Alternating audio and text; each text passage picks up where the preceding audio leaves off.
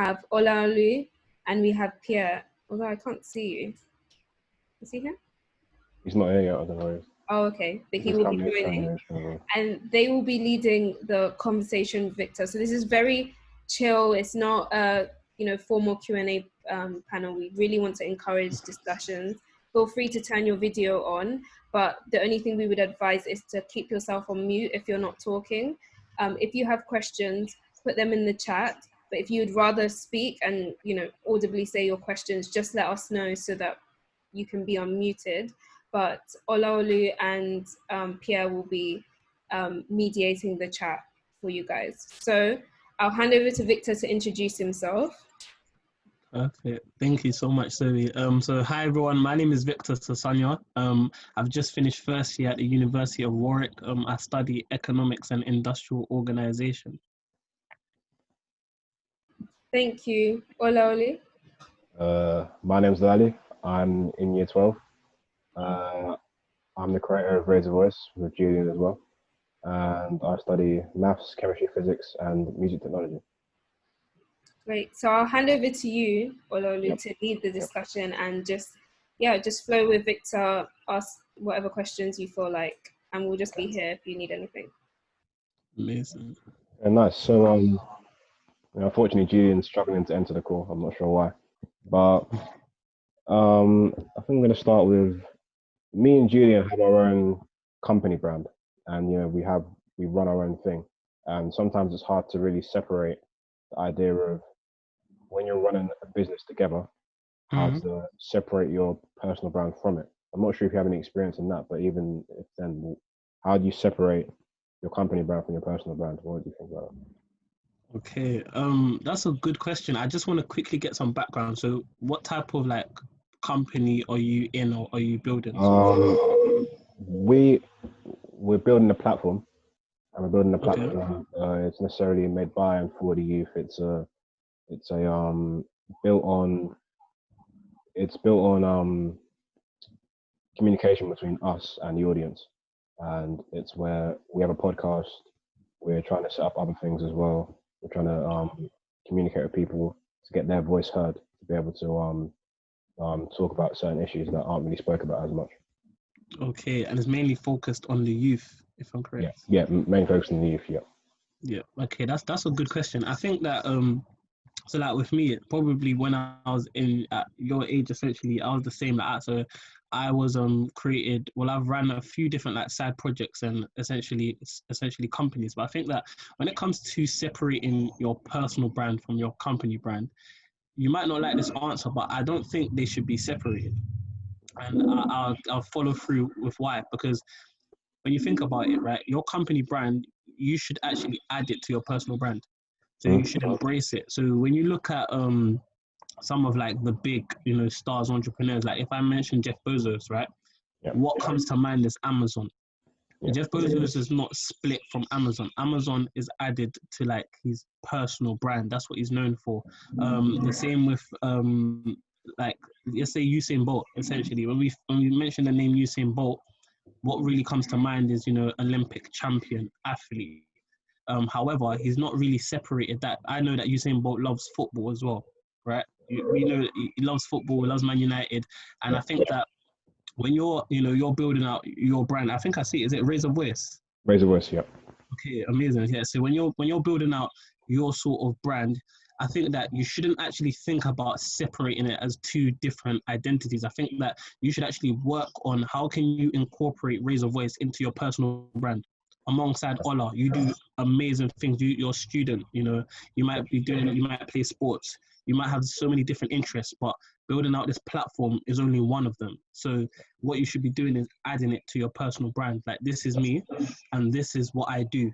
I'm passionate about giving other young students, other young children a voice, an audience. We essentially don't really have that. That's why I created Raise a Voice. Then you go on to explain about the company in itself, but it's off the back of you. It's off the back of your personal brand, what you represent, what you stand for, etc. So I think that going forward, what I'll say is that, of course, you want to, because you're not doing it alone, you're doing it with other co-founders, etc. You want to build the company brand, but that should be added to each of you's personal brand, if that makes sense. Yeah, that makes sense. Yeah, yeah, I understand that. That's nice. And another question I was really interested in is how can you post consistently, say on LinkedIn or Instagram or these different social media platforms, but still maintain to have a private life? Because it's also like you have your personal brand, but then someone at my age, we have our own social media, we have our own Instagram, and like it's hard to get that. Like I completely turn into a business. But Julian said. Sorry about that. Hey, how's it going? Yeah, that's a great question.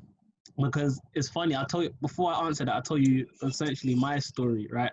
So I was exactly. This is why I say I can relate to you. So 2 years ago, my actual social pages weren't named Victor.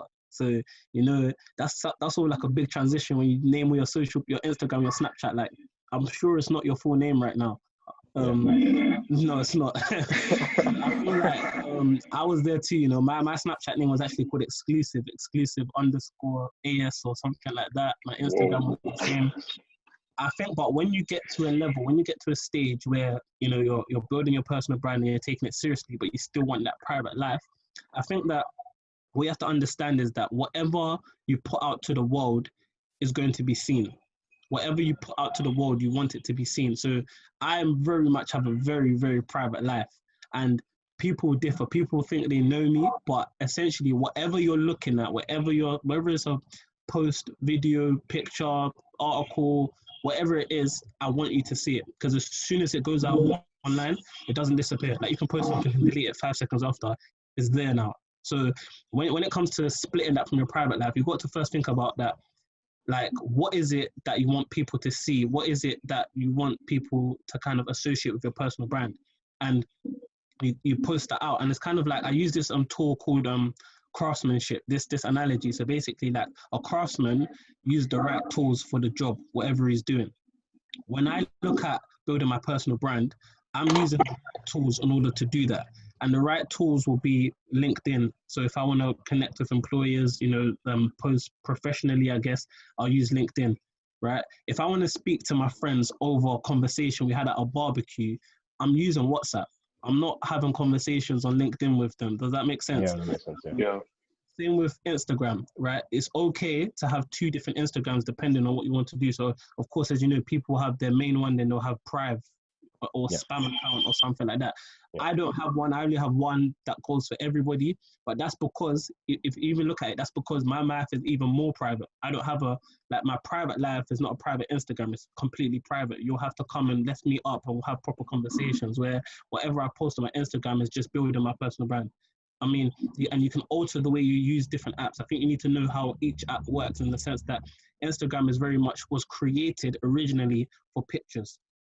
It wasn't really they didn't really get Instagram live or like stories until they kind of mimicked what Snapchat was doing. So when you think about that, what I post, I still go with the flow. I still post stuff that I know is pictures. If I wanted to get more bit personal, as you know, when we started this call, you said that you had me on Snapchat. I didn't even know that, but on Snapchat I can post and I'm in my household. So it's kind of like, people think, oh, I'm getting to know Victor a bit more, but the truth is, it's still private.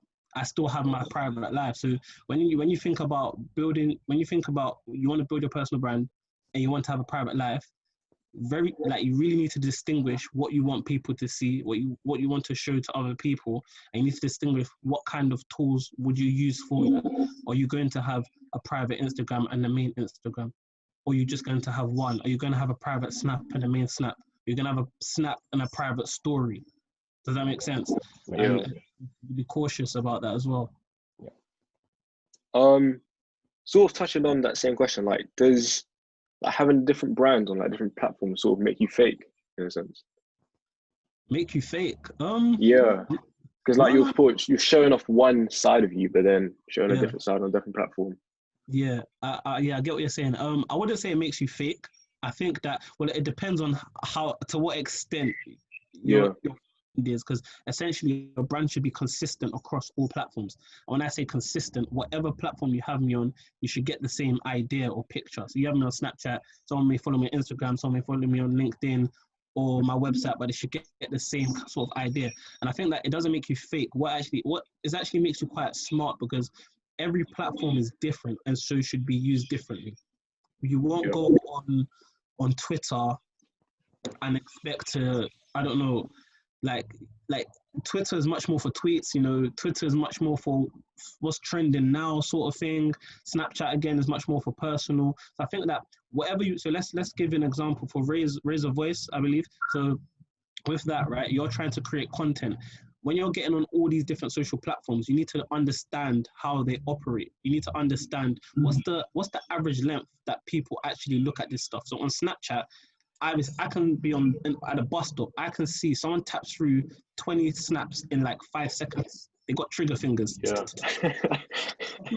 Is to be posting 4-minute long videos to someone to really grasp and engage what Raise a Voice is doing. You might want to package that and put that on your YouTube channel, where someone will actually sit down and watch that. So once you understand how these different platforms operate, then you can tailor the way your brand is showcased to it.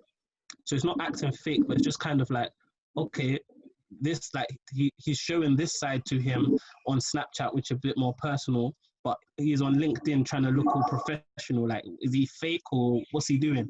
But it's engaging with your audience you find on that platform, and just being tailored and make sure you're being suitable towards that platform, because that's how you're going to grow on the platform. Yeah. And also another thing is, I think a lot, because when you try and promote your personal brand in the sense of like, it sort of looks a bit narcissistic. You can see like you can be it looks a bit arrogant to some people. How do you, like, where's the line between promoting your personal brand and arrogance? Because it can seem a bit self-indulged when you do it. That's yeah, there is definitely a line, and I think that to be honest, to find that line, I think it boils down to like sort of your why. Like, why are you posting? Because I think, as you know, I think that people can see through certain things. Like if someone's posting something and it just comes across arrogance, like people see through it. But if you look at that person's why, it will really explain why he's coming across that way. So for example, if I'm posting something about me, most of my why is like many reasons. I might be posting in order to inspire somebody, to push them so they can do something else. I might be posting purely for informational reasons. So as you see on my Snapchat, I post stuff on my Snapchat so you get the information. So I'm just literally communicating information. I might be posting so you can be relatable, right? I might be posting something where I think that, oh, you know what? People might really think like this is personal, and people might think, oh, I get it. Like, I mix with Victor. I understand his background. I understand X, Y, Z, right? Some of the people may be posting solely for validation. They might be, and this is things you need to watch. Is someone posting, are they belittling anyone, or are they belittling the competition? Are they putting someone down to get across, as in, this is what they've done, they've been successful? Or are they posting in order to attract certain eyes so they can, you know, do something positive? So I think that it boils down to your why. And again, I think there's no real like concrete answer to this, because in this world, the way I've seen it, even though you promote yourself, which I really like, you should promote yourself. You should definitely promote yourself. I'm not on the arrogant side, but you should promote yourself, because nobody else is going to do it for you. Like, you're your biggest fan, right? So when you promote yourself, that's when other people, you know, will look at what you're doing. Other people will see through you. Are you arrogant? Are you not? If you're not, they're going to help support you. They're going to help promote you as well. But there will be a few that, I mean, what do they call them? They're haters. There'll just be a few people. There's always that few that you just, you know, it's rather they're hating, they're jealous, they don't really understand what you're doing at the current climate, the time being, whether you're promoting like a success. They'll, like, I remember, this is a story, it's so funny. I remember on LinkedIn, right? So I posted like a picture, and it was like more for Instagram. So it was more for Instagram. It was just a picture. It was kind of like, you know, everything was looking nice. I didn't really, the caption wasn't nothing to do with careers related. Someone messaged me, was like, oh, why are you posting that? Do you want the employees to say you look peng or something? And I was like, huh? Like, what, why do you message me that? But it's funny, but because some people won't just like, they won't understand, or they'll think that, you know, what you're overdoing it. But essentially, when you pull it back to your why have you done this certain thing? I think you should just follow through with it, and people will see. People, like I see through a lot of things, and people would see the same if you're coming on a arrogant side. But if you're being confident, you're promoting yourself to really push out something, and that's for a good cause, I think that's perfectly fine. Yeah. Thank you for that. In terms of like everything going on in the world at the moment, and like different trends going on, Snapchat, TikTok is a big thing at the moment. How would you say, like, how would you keep your brand like flexible to sort of reach into all of that? Flexible. But yeah, but whilst sort of like keeping like your initial message of your brand. Yeah. I see what you're asking. That's true. I think in this day and age as well, because we live in this digital, social media, internet age, you have to be you have to be adaptable. You have to be flexible. As you mentioned, I like the fact you mentioned TikTok, right? TikTok, because it was owned by music. It was before Musical.ly, and it got bought over. So now it's TikTok. But before, you know, what was it used for? It was used for like those voiceovers, memes, funny videos. Right now, you can get educated on TikTok about finance, about medicine, about law, about anything you want. You can find people putting out educational videos. So I think that when it comes to keeping your brand flexible, again, it's sort of that you need to get on a platform and understand how it operates. Like even myself, so I have a TikTok account, but I've not posted anything, but I've saved it because I know that in the future it is going to be used. It's sort of, I watch TikTok videos myself, a lot of very, very quite funny, but I'm also looking at how can I use this platform in order to push out my content. So what I've recognized is that the average watch time on a TikTok is worse than Snapchat. It can be 4 seconds and someone's flipping out. So what I've understood is that if I'm going to post videos on TikTok, let's say even if let's say I'm posting a video about personal branding, I would want something snappy. I want to catch your attention. I'll look at what other people are doing, how has it worked, look at their views, look at their likes, and really, and I think the most important thing, you need to be consistent as well. So a lot of people lack consistency, and that's the reason I haven't posted on TikTok, because I haven't really clocked the game on that app yet. But once you do, you have to be consistent. There's not a week that I haven't posted on LinkedIn, and it won't, like, until the end of the year, there wouldn't be a week I'll miss, because now I've got to the stage where if I'm trying to push out my brand, I'm being consistent on Instagram, I'm being consistent on every single application I'm on, because people now will see you, will remember you, and they'll value that you're actually putting out value. If you're putting out something good, they're waiting for the next post, sort of thing. So that's a very good question, to remain flexible. And I'll quickly just add on that again. Also, you've got to think about what are your different talents and gifts, right? Because depending on what type of personal brand, whether it's personal brand, company brand, and you want to come on these platforms, what can you give? What's different? If I can't recycle the same content across all platforms. It won't work like that. So what I post on Snapchat is different to what I post on LinkedIn, is different to what. So what can you add to TikTok that's new? And you got to think about it. That was good, yeah. Just to follow up as well, the idea of getting value out of content is thrown around quite a lot, but everyone has got a personal brand, whether you like it or not. But say if you go on LinkedIn, you don't really want to do the idea of posting weekly, posting every day, all that stuff. How else are people going to know about you? How else can you, like, if you don't want to do that posting stuff? You still have a personal brand. I mean, so you got to like think about why are you doing what you're doing, because you don't need to post weekly. So when I said that, the foundation of that was consistency. If you're posting once a month, that's fine, but you're doing it once a month. You're being consistent. I think that when it comes to that, it's sort of like you have to make the decision, because you can't have your cake and eat it. You can't shy away but expect to be seen, sort of thing. But I think that when it comes to applications like LinkedIn, you don't have to be posting weekly and do the most. What you can be doing is still engaging with content. So with the consistency, you might want to, every week you're engaged, you speak to a new person on LinkedIn, because it's very easy to find something, someone did something great. That's what the app's for. I've just completed my internship.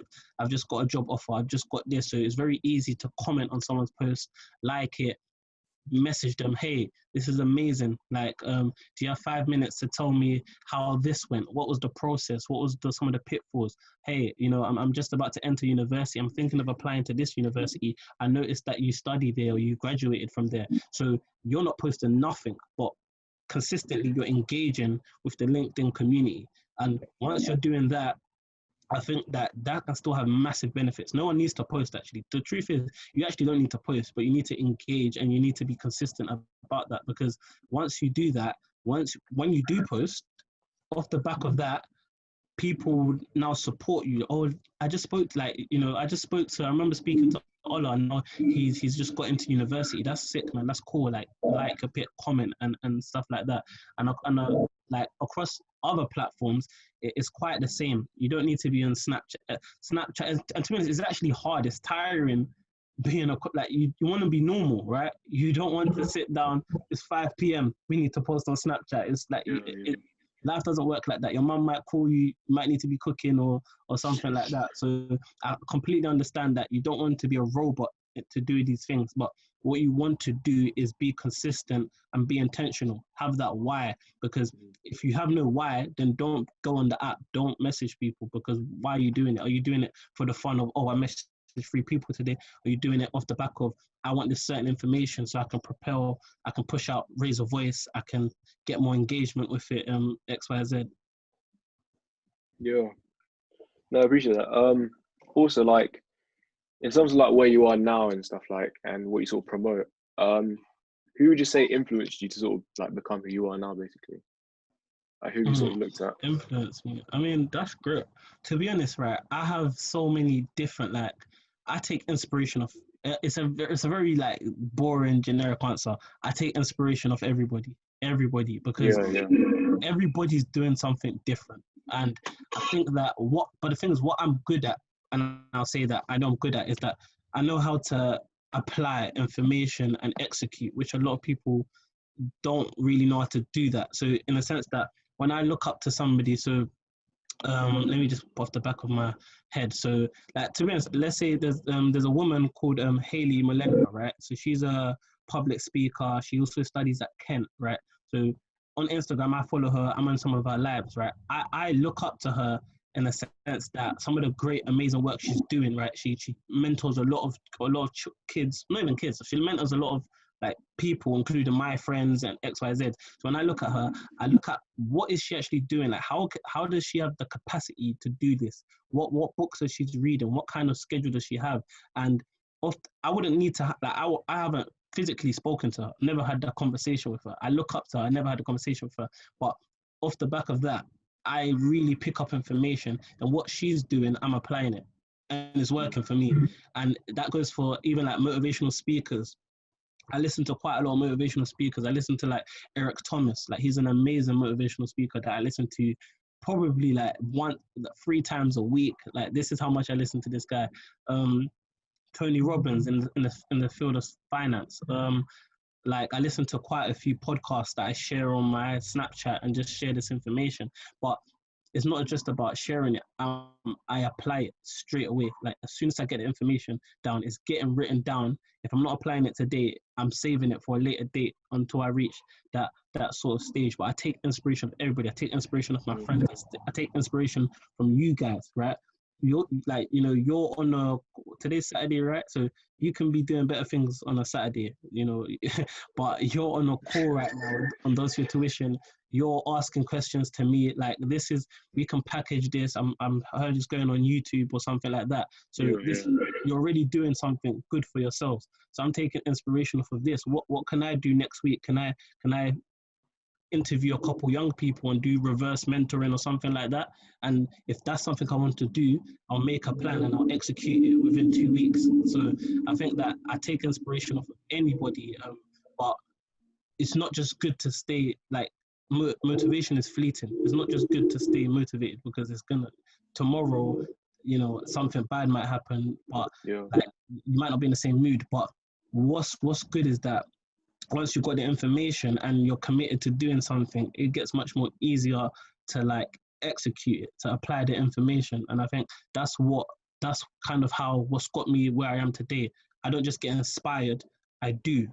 There's an action following up the inspiration. I think it's very important for like them people who sort of like, say for example, the like just post that people put saying, oh, let's raise awareness for that. Like it's one thing raising awareness, and there's nothing like taking action. Absolutely. Yeah. And of course, in the light of everything that's going on, even with the COVID, like raising awareness for some people that, you know, might be much more affected, like what kind of precautions do you need to take for them, or the homeless people in the whole wake of the Black Lives Matter. There's a lot of things that, you know, social media, like it kind of, I wouldn't say it guilt trips you, but you feel obliged to post and raise awareness. But after that, what are you doing about it? And I think that is each to their own though. You need to know what can you do. You can't change the world by yourself, so don't think you can, but what can you do? You can do you, whatever that is, and help in your own natural way. Because if everybody on a smaller scale, like just tries to help a community or does something positive on a grand scheme of things, like the world will generally get better. Yeah.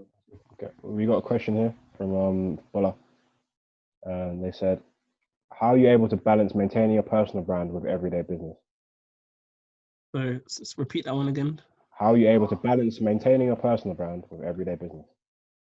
How am I meant to balance it? I think, I don't know if I have the balance. I mean, you should even ask my personal brand, business, and personal life. I mean, the balance is, to be honest, the balance is sort of like, this is my life. This is my life. I come to a point to just accept it. There's not really, when like you're on a journey and you're building something of your own, it's kind of like you need to really take it as like, this is what you're doing. This is your life. And I think for me, business, building my personal brand is 100% me right now. Like that's all that's in tunnel vision. That's all that's in my eyesight right now. But when it comes to balancing it in terms of you know, mental health, just genuinely like not overworking, etc. I think that you got to have like very good time management systems in place. And what I use, I'm trying to think of it here now. So I use a lot of different diaries. So I've got a productivity planner by the Intelligent Change. I've got a diary, which actually it's my friend's company, Amanthis. So she creates a lot of goals and goal planners and diaries. I got that, which I use every single day, to-do list, dates, priorities, stuff like that. I use a Google Calendar. So bear in mind, this is like, I use this for myself. I'm not messaging no companies, organizations, but I use Google Calendar. When I need a call, I'll schedule it in just for myself. I won't invite anybody, but just so I know that this is what I'm doing. So I think that when you have a good sort of system in place to manage your time, then I know this is time to rest, this is time to relax. Like on a Sunday, don't be calling me, you know, I'm in church or something like that. Yeah, and definitely like just to add to that, I think in terms of your personal like brand and like your business, if you're motivated to do something, I think they just integrate, and like your motivation just fuels you to do like your personal business. And I don't think you'll sort of get tired of sort of finding new stuff, like venturing out to try out new ideas, like future aspirations and stuff like that. Yeah, no, it's true. I mean, there does come a point where because I think especially when we're young, right? I actually done an Instagram live not too long ago, and someone said that when you're young, you need to like kind of double down on your passions. We actually had a good debate on this argument, in the sense that a lot of young people, right, they want to go the conventional route. They want to, of course, study, go to university, get a job. 5 years time, I'm going to work and get a stable income. Then I'm going to do what I enjoy. Then I'm going to do what I like. I think as of right now, we're in such a great position to just do what we like. Just take all opportunities as it comes. Anything that's interesting, yep, sign me up for that. Yep. And this is why it's great that we're all on this call together. Like when you do this, it's kind of like you get different information from different areas, different perspectives, and you'll reach a point in time where it might come a bit all too much, because that's what's happened to me. Like, it might come a bit all too much, but that's when you can sort of refine your focus. Like, oh, I've done this, but I'm leaning more to this side. I kind of like this, so I'm gonna follow on this sort of thing. But definitely you have to be cautious, because especially once you enter like university, or whether it is apprenticeship or like a full-time sort of commitment alongside any sort of side hustles, or it can get very like time. You need to know how to manage your time, otherwise it can get very messy very quickly. Cool. One question from Michael: do you ever feel pressure to address political topics?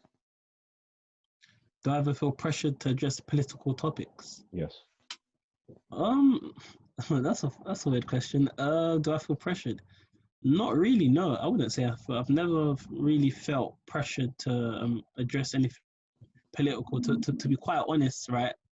I don't like to even involve myself in anything too political, because there's when it comes to that, like politics is not my strong point. I do hope like some of the people that are very interested in like politics and in terms of the government, in terms of like the people essentially leading our nations, like it's quite interesting to me to see how they think about certain topics. I study economics, and there's quite crossovers and interlinks. In terms of any pressure I personally feel, I'll say no, because I'll revert back to the point. I think that we're all creative, we're all different individuals, and we all have different purposes. And for me, it's sort of like there might be a lot of political things going on, but where do I lie in the midst of it? What am I meant to be doing about it? Am I meant to be going out there woo-ha and fighting for everything, or am I meant to stick to the plan and let the action do the talking and let people know this is what I don't really agree with that, because I'm doing this. This is what I promote. This is what I'm going to put forward, and this is how I think this should be addressed. This solution, that this is the solution. X, Y, Z. I wouldn't lose focus on what I'm here to do. So I don't really feel pressured. No. Okay. I think I just want to say a big thank you to Victor for like all your wisdom. Thank you. Knowledge. Thank you. And like I think it's been very like insightful to sort of see how your sort of mindset is to sort of business, like your motivations, your time management, all of that. So yeah, again, we just want to say thank you, and again to Docio Tuition for giving us this opportunity to talk to Victor. Yeah, no worries. Thank you so much. And yeah, I mean, I thank you, Stephanie and Zoe. Like, this is an amazing thing. I remember when they first reached out to me, this is what I said. When it comes to tuition, no one taps into the personal development side of things. And that's a major foundation for everybody. So I'm so thankful and grateful that they're doing this for you and myself as well. Thanks so much, guys, for taking the time to come and for the insights you've given. People are still joining. What a shame. But we'll be posting that on YouTube anyway, so people can always rewatch. And that's the idea, that we won't lose the value that we gain from such discussions, and we can always recycle the content and go back for reference. And Victor he's been doing Instagram lives, which I've been tuning into, that have been so great and so insightful. So honestly, I don't know if you're still continuing, but if he is doing any, I would really recommend you tuning in and listening to conversations. And thank you guys from Raise a Voice for asking the questions, really great questions, and it really provoked insightful discussion. And we're always happy to provide opportunities like this for young people, because we understand that sometimes it's hard to get yourself out there and have conversations with people that you admire. So we want to push people in that direction so that they can have such opportunities. So I think saying that, we'll wrap it up there. This will be posting the video sometime early next week. And as Steph mentioned in the webinar, we'll be doing a Build a Brand Challenge starting from Monday, which will have actionable steps to help you build your personal brand. So we'd love to see you guys engaging with them on our social media. Yeah, that's it. Any closing words? Yeah, just make sure you just follow Raise a Voice on Instagram. Yeah. I'll make sure to follow. And yeah, and for me as well, if you want to reach me on my Instagram, it's just my name, Victor Sosanya. LinkedIn as well, Snapchat as well. and YouTube as well, and you'll find me. And thank you as well. It's one of the best webinars that I've ever been on. It was very, very exciting. I appreciate that. Great. Okay. See you guys at our next webinar, which will be on the 22nd of August.